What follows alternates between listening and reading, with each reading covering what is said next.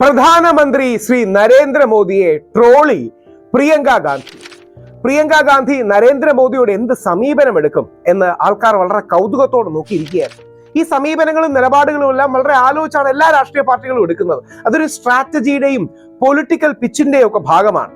പ്രധാനമന്ത്രിയുടെ 110 മിനിറ്റ് പ്രഭാഷണം ബോറടി ആയിരുന്നു എന്നും സ്കൂളിലെ 2 പീരീഡ് മാത്സിനെ പോലെ അത് തന്നെ ബോറടിപ്പിച്ചു എന്നും ട്രോളിക്കൊണ്ട് ശ്രീമതി പ്രിയങ്ക ഗാന്ധി. നമസ്കാരം. രാഷ്ട്രീയത്തിലെ എല്ലാ നിലപാടുകളും നമുക്കറിയാം. ഒരുപാട് ആലോചനയ്ക്ക് ശേഷം പരസ്പരം അവരുടെ പാർട്ടികൾ കൂടി ആലോചിച്ച്, സ്പോക്സ് പേഴ്സൺസ് കൂടി ആലോചിച്ച്, അവരുടെ കൺസൾട്ടന്റോ അഡ്വൈസേഴ്സോ ഒക്കെ കൂടി ആലോചിച്ചായിരിക്കും ഒരു ലൈൻ ഓഫ് അറ്റാക്ക് എടുക്കുക. രാഹുൽ ഗാന്ധി പണ്ട് എടുത്തിരുന്ന ഒരു മതേതര നിലപാടിൽ നിന്ന് കുറെ കൂടെ മതസൗഹാർദ്ദ നിലപാടിലേക്ക് മാറിയാണ് രാഹുൽ ഗാന്ധി ശ്രീ നരേന്ദ്രമോദി അറ്റാക്ക് ചെയ്തത്. അങ്ങനെയാണ് പരമശിവന്റെ ചിത്രം ഉയർത്തിപ്പിടിച്ചുകൊണ്ട് ഗാന്ധി സിന്ദാഹെ, ഗാന്ധി ജീവിച്ചിരിപ്പുണ്ടെന്നൊക്കെ പറഞ്ഞത്. ഒരു ബഹുസ്വര മതസൗഹാർദ്ദ ലൈൻ, അതായത് നെഹ്റൂവിയൻ സെക്യുലറിസ്റ്റേക്കാൾ ഒരു ഗാന്ധിയൻ മതസൗഹാർദ്ദ ലൈൻ രാഹുൽ ഗാന്ധി പിടിച്ചപ്പോഴാണ് രാഹുൽ ഗാന്ധിക്ക് ഈ കിട്ടുന്ന ഒരു മൊമെന്റം കിട്ടിയത്. അത് ഹരിയാന, മഹാരാഷ്ട്ര ഇലക്ഷന് ശേഷം കുറഞ്ഞു. പക്ഷേ രാഹുൽ ഗാന്ധി രാഹുൽ ഗാന്ധി 2.0 ആയതിന്റെ പിന്നിൽ രാഹുൽ ഗാന്ധിയുടെ ലോകസഭയിലെ സ്പീച്ച് തന്നെയായിരുന്നു എന്ന കാര്യത്തിൽ BJP-ക്കാർക്കും കോൺഗ്രസുകാർക്കും സംശയം ഉണ്ടാവില്ല. കാര്യം ഇത് നമ്മൾ വളരെ വസ്തുനിഷ്ഠമായി, നിഷ്പക്ഷമായി അല്ലെങ്കിൽ സർവപക്ഷമായി വിലയിരുത്തേണ്ടതാണ്. അപ്പോൾ രാഹുൽ ഗാന്ധിയെ പോലെ തന്നെ പ്രിയങ്ക ഗാന്ധി എന്ത് ലൈൻ എടുക്കും, നിലപാടെടുക്കും എന്ന് നോക്കുകയായിരുന്നു. സംവിധാനാണ് സംഘ് വിധാൻ, അല്ലെങ്കിൽ സംഘ്, RSSന്റെ സംഘവിധാനമല്ല സംവിധാനാണെന്നൊക്കെ പറഞ്ഞ് പ്രിയങ്ക കത്തിക്കേറിയ നന്നായി. പക്ഷെ പ്രിയങ്ക എന്ത് പിച്ചാണ്, എന്ത് നിലപാടാണ്, എന്ത് ലൈനാണ് മോദിജിയോട് എടുക്കുന്നത് എന്ന് ആകാംക്ഷയോട് ആൾക്കാർ കാത്തിരിക്കുകയാണ്. ഓർമ്മയുണ്ടോയെന്നറിയില്ല, വളരെ വർഷങ്ങൾക്ക് മുമ്പ് ശ്രീ നരേന്ദ്രമോദി വളരെ സൗഹാർദ്ദപരമായ ഒരു പിച്ചാണ് പ്രിയങ്ക ഗാന്ധിയോട് എടുത്തത്. പ്രിയങ്ക ഗാന്ധി എന്നെ മകളെ പോലെയാണ് എന്നൊക്കെ പറഞ്ഞ് നരേന്ദ്രമോദി ഒരു സോഫ്റ്റ് പിച്ച് എടുക്കാൻ ശ്രമിക്കുകയുണ്ടായി. പക്ഷെ അത് പ്രിയങ്ക ഗാന്ധി എന്ന് റിജക്ട് ചെയ്തു. അത് വേറൊരു കാര്യം. അപ്പോൾ ഇതെല്ലാം രാഷ്ട്രീയത്തിൽ, അത് ഏത് പാർട്ടി ആണെങ്കിലും, കോൺഗ്രസ് ആണെങ്കിലും BJP ആണെങ്കിലും CPM ആണെങ്കിലും ആപ്പ് ആണെങ്കിലും സമാജ്വാദി പാർട്ടി ആണെങ്കിലും DMK ആണെങ്കിലും, ഈ ലൈനും പിച്ചും എടുക്കുന്നത് താഴെയുള്ളവർക്ക്, മീഡിയയ്ക്ക്, അവരുടെ പാർട്ടിക്കാർക്ക് എന്ത് നിലപാട് സോഫ്റ്റ് എടുക്കണം അല്ലെങ്കിൽ ഹാർഡ് എടുക്കണം എന്നൊക്കെ ഒരു സൂചന കൊടുക്കാനാണ്. അപ്പോൾ പ്രിയങ്ക ഗാന്ധി നരേന്ദ്രമോദിയെ കടന്നാക്രമിച്ചുകൊണ്ട്, നരേന്ദ്രമോദി പുതിയതായൊന്നും പറഞ്ഞില്ല, കൺസ്ട്രക്റ്റീവായൊന്നും പറഞ്ഞില്ല, എനിക്ക് ഭയങ്കരമായിട്ട് ബോറടിച്ചു എന്ന് പറഞ്ഞു. അതൊരു ലൈൻ ഓഫ് അറ്റാക്ക് ആണ്. അത് ശരിയോ തെറ്റോ എന്നുള്ള രണ്ടാമത്തെ കാര്യം.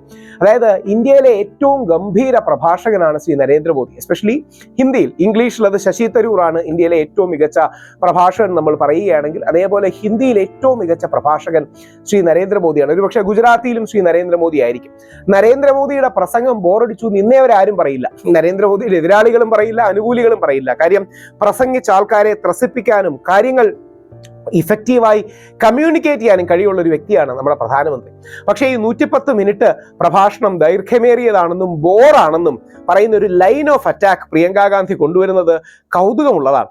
അതായത് പ്രിയങ്ക ഗാന്ധി പറയുന്ന ബാക്കി വാക്കുകൾ, JP നഡ്ഡാജി അദ്ദേഹത്തിന്റെ കൈകൾ തിരുമുന്നുണ്ടായിരുന്നു.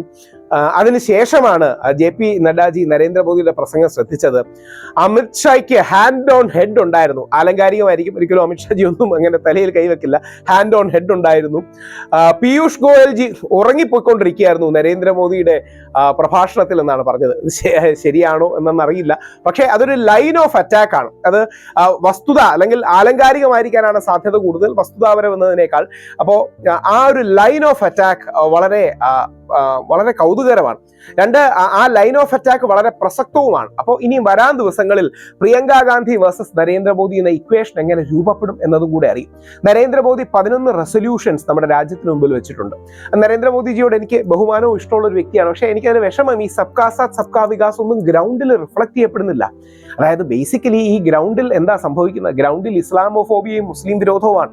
ശ്രീ നരേന്ദ്രമോദിജിയും പൂജനീയ സർസംഘ് ചാലക് മോഹൻ ഭഗവത്ജിയും ഒക്കെ പള്ളിയുടെ താഴെ അമ്പലം തിരയേണ്ടെന്നും അല്ലെങ്കിൽ സബ്കാ സാത്ത് സബ്കാ വികാസ് വേണമെന്നും, നരേന്ദ്രമോദിജി എൻ്റെ കൂടെ ഒരു അബ്ബാസ് പഠിച്ചിരുന്നു, ഈദിന് മുസ്ലിം വീടുകളിൽ നിന്നാണ് ഞാൻ ആഹാരം കഴിച്ചിരുന്നത് എന്നൊക്കെ പറയുന്നത് ഗ്രൗണ്ടിൽ റിഫ്ലക്ട് ആകുന്നില്ല. പകരം തുപ്പൽ ജിഹാദ് നടത്തിയിട്ടാണ് അവർ ആഹാരം തരുന്നത്, അല്ലെങ്കിൽ അവർ മുസ്ലിങ്ങൾ നമ്മളെ ദ്രോഹിക്കുന്നു തുടങ്ങിയ ഒരുപാട് കള്ളക്കഥകൾ ഗ്രൗണ്ടിൽ വരുന്നുണ്ടെന്ന വസ്തുത പ്രധാനമന്ത്രിയും പൂജനീയ സർസംഘ് ചാലകും മറക്കരുതെന്നുള്ളതാണ്. അപ്പോൾ പ്രിയങ്ക ഗാന്ധി വേഴ്സസ് നരേന്ദ്രമോദി എന്ന ഇക്വേഷൻ ഇനി എങ്ങനെ വരും? നരേന്ദ്രമോദി വേഴ്സസ് രാഹുൽ പ്ലസ് പ്രിയങ്ക എന്ന ഇക്വേഷൻ ആയിരിക്കും ഇനി വരാൻ ദിവസങ്ങളിൽ കൗതുകമുണർത്തുന്ന കാര്യങ്ങളിലും. അപ്പോൾ നരേന്ദ്രമോദി ബോറടിപ്പിച്ചു എന്ന് പറയുന്ന line of attack Priyanka Gandhi എടുത്തത് രാഷ്ട്രീയ വൃത്തങ്ങളിൽ കൗതുകമുണർത്തും. ദയവായി ഈ വീഡിയോ ലൈക്ക് ചെയ്യുക, ഷെയർ ചെയ്യുക, കമന്റ് ചെയ്യുക. പോസിറ്റീവ് കമന്റ് ആകാം, നെഗറ്റീവ് കമന്റ് ആകാം, ഫീഡ്ബാക്ക് ആകാം, ഫീഡ് ഫോർവേഡ് ആകാം.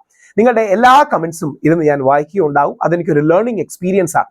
നിങ്ങൾ അങ്ങനെ തരുന്ന പ്രോത്സാഹനവും ഉത്തേജനവും കൂടുതൽ സമയം വീഡിയോ ക്രിയേഷനും ലോകത്ത് ഇൻഫർമേഷനും പബ്ലിക് പോളിസിയെ കുറിച്ചുള്ള കാര്യങ്ങൾ പകരാനും റേഡിയേറ്റ് ചെയ്യാനും എനിക്ക് ഉത്തേജനം നൽകും. എല്ലാവിധ പ്രാർത്ഥനകളും നിങ്ങളുടെ ഭാഗത്തുനിന്നുണ്ടാകണം. Please like, comment, share, subscribe.